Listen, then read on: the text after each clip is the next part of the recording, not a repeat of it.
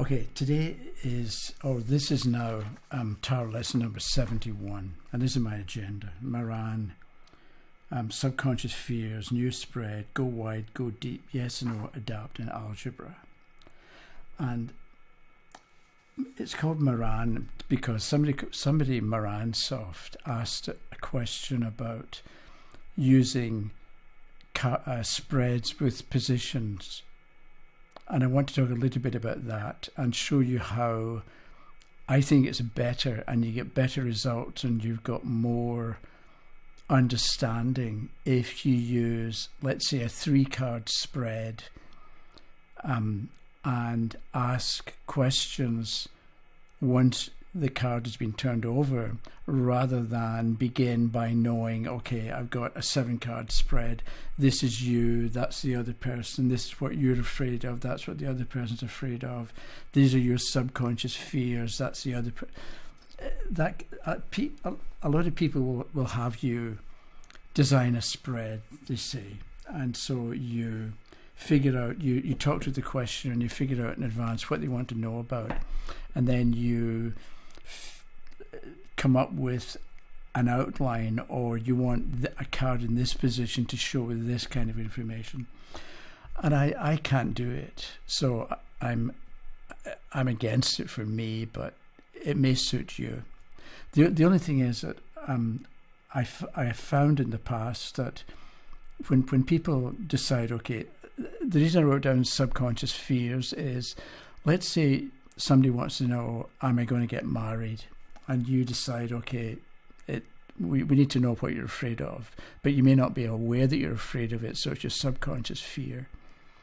And so you turn the card, and so you get, for instance, the subconscious fear is the moon. You've got half an hour maybe with the person. How are you going to deal with subconscious fears represented by the moon in half an hour without psychoanalyzing the person or without multiple therapy sessions? I don't see how it can be done. And then even if you do come up with something sensible about their subconscious fears, they can say to you, okay, well, that's very interesting, but am I going to get married or not? That's what I want to know. And I think it's easy to forget that the questioner is a person with normal person-type questions. The person asking the tarot is not an alien. It's not like they're going to ask things that you have no experience of, because they're going to ask about relationships, about money, love, work, jobs, interpersonal relations, health, and so on. And you already know about those different areas of life because you're a person too. So I do, at the same time as Moran asked that, or Moran software asked that question, I remember when years ago, I used to keep bugging my teacher for a new spread. And I kept thinking, and this is because I thought that if I knew more spreads, I'd be able to read cards better. But the thing is, you don't. And this is why I put this diagram here, and with an arrow pointing in that way, because in some way, coming up with a new spread, or you can buy books with like 1,001 tarot spreads, and you can learn them, but it's like you're going wide, whereas I think it's more valuable to go deep. Because I found that I was given these other spreads to look at, and I wasn't able to read anything better. And I think it's more sensible to go deep. So how do you do that? And I think what you do is you start with pick 3 cards. So let's say you know what the question is. Let's say it's what's going to happen in my love life. And so you shuffle and you pick 3 cards. What's going to happen in your love life? 1, 2, 3, right? Whatever this happens to be. So we're not deciding beforehand that this is going to show you, and this is going to show the ideal person in your life, and this is going to show if it's going to happen or not. Because that's a bit limiting. So we turn the first card, and we get the first card is the 8 of Batons reversed. So if you remember from before, an upside down card in its own way says no. So if the question's about what's going to happen in my love life, then you look at the card from the point of view of love life. So maybe it's an indication of don't do this, or don't behave like that, or don't look in that direction, or don't try that particular thing. Whereas if the card had been upright, then do that. So with the 8 of Batons upright, explore, go and put arrows in the air. So instead of being narrowly focused on one type of individual, because it's about relationship, maybe what you do is you look and go and explore in different areas. So maybe you join 3 or 4 different clubs, a French club, a Spanish club, an art class, a tarot class, and something else like a gym, and see who you meet there. And by having a variety of other people and coming into contact with other people, that's how you're going to meet a good relation. That's how you're going to develop a good relationship. Whereas the fact is, the card was upside down, so it's a bit like, don't keep looking for the ideal partner over there, right? Because here we've got cards moving through the air, arrows moving through the air, but that's not the way to go, because the card is upside down. So it's a no. But it's not saying, no, it's never going to happen. It's more like, no, don't act like that. Don't do that. Don't behave that way. And then it's up to you to make sense of the picture on the card and relate it to the question that was asked. Because that could be, I'm thinking of going to live in New York City from Chicago. Is it going to be a good idea? And here we've got arrows moving through the air. No, it's not going to work. Don't, if you're in Chicago, stay there. Don't move to New York at the moment, because it's not going to work, because we've got flying through the air going to Chicago or going to New York, and it's upside down, so it's not going to, now is not the time, maybe. Later in the year, maybe, or when you're more together, then you can move. But if you move now, it's not going to work. So I'm taking the basic idea of an upright card means yes, broadly or generally speaking, and an upside down card means no, or not yet, or not quite. And then you relate that kind of idea of negativity or delay, or things not quite working out the way you want, if the card is upside down. And so you're going deep with the card and with the meaning. Second card, my love life. What's my love life going to be like? Get the 2 Batons reversed. So we've got a man. It depends who's asking the question, but we look at the picture, and this is saying no as well in some kind of a way. So maybe what you do is, because the person's standing there with the world in his hand, maybe what you need to do is dial back a bit. So maybe you've got a preconceived idea about the ideal partner, and maybe your preconceived idea isn't right. Or you know how sometimes when with people if something goes wrong, you can't think of what I want to say here. If something goes wrong, you sort of overcompensate by going too far in the opposite direction.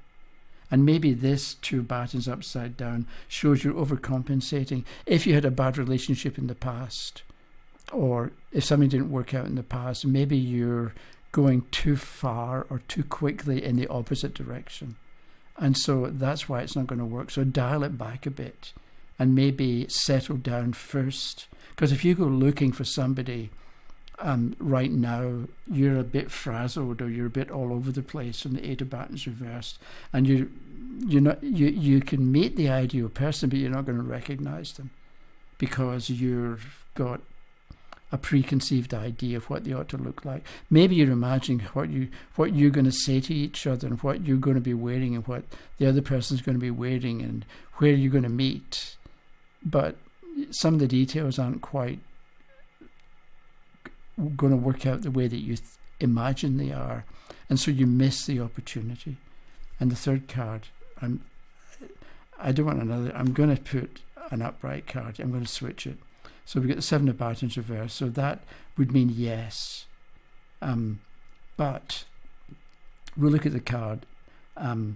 What's love affairs? What's it going to be like? What's the relationship going to be like? And we get the 7 of Batons. So somehow that can show somebody defending themselves against nothing.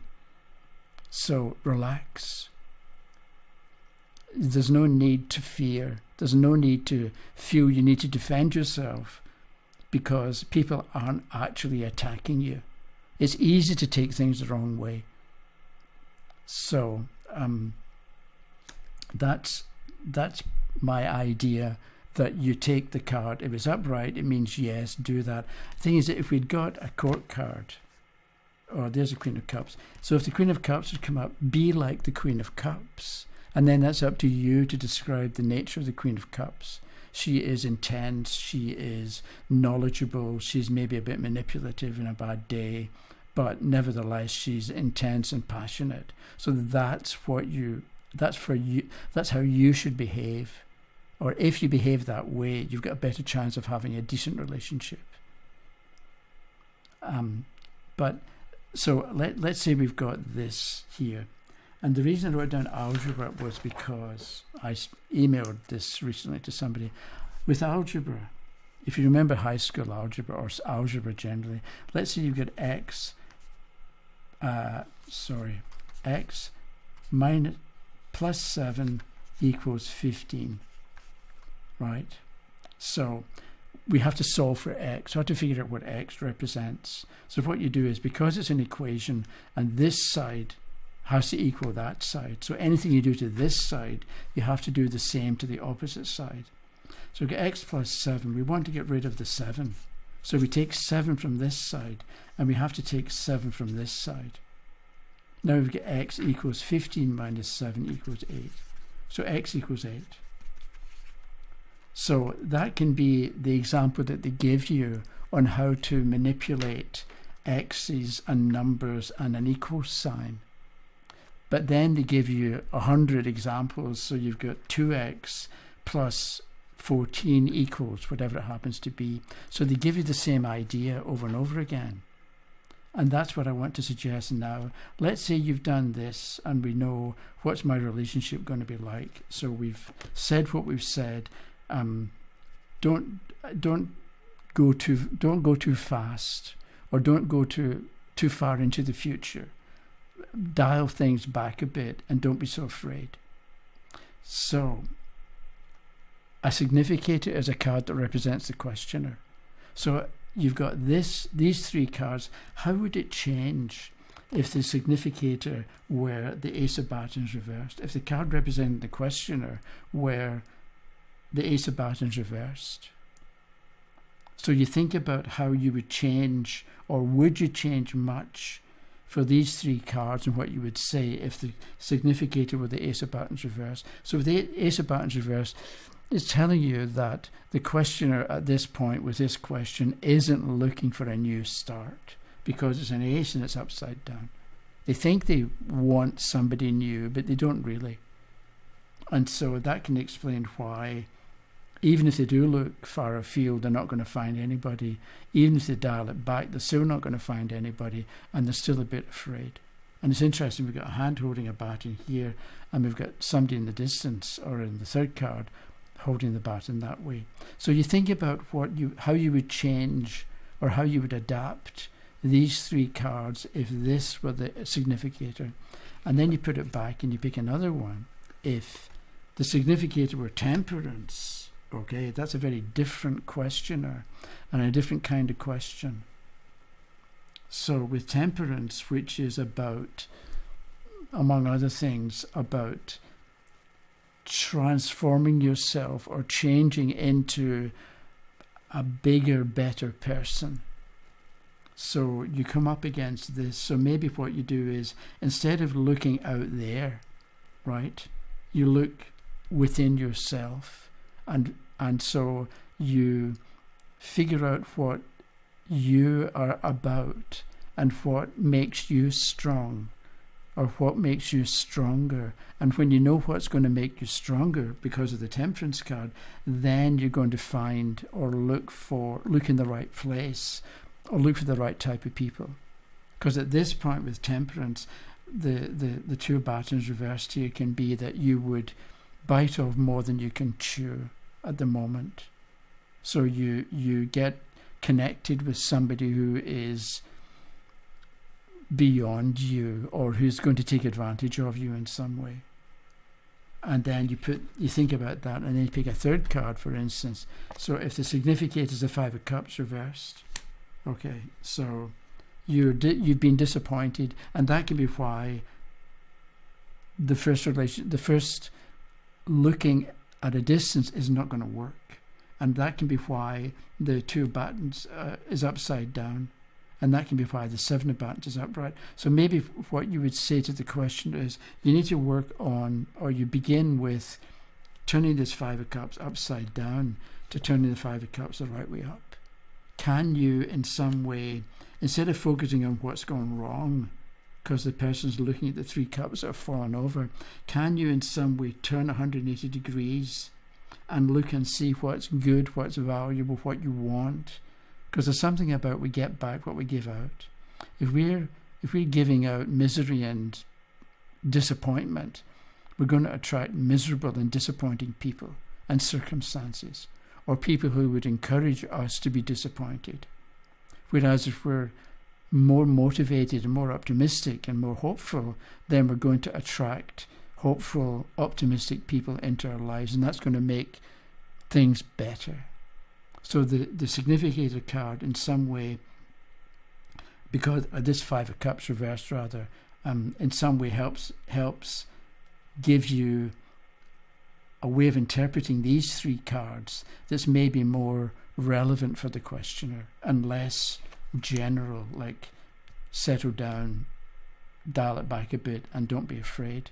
Why? Because the Five of Cups is reversed, and you can talk about this card and what it can represent. Okay, that was something about picking cards and making sense of them rather than having to know in advance what a card in a particular position is meant to tell you. So that was it. Thursday, Friday, Saturday, Sunday, Monday, Tuesday. I'll see you on Tuesday. Thank you very much for watching. Okay, bye-bye.